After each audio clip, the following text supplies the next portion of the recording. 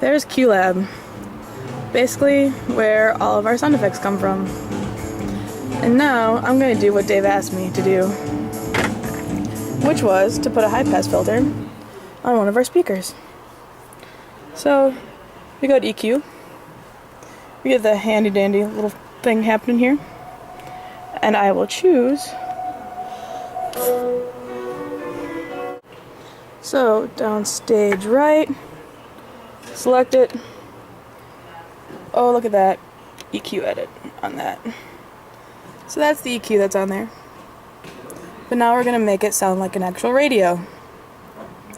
So we're going to put a high pass filter at 300 Hertz.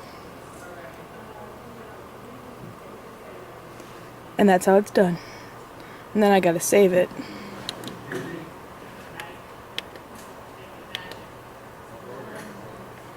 And we're good.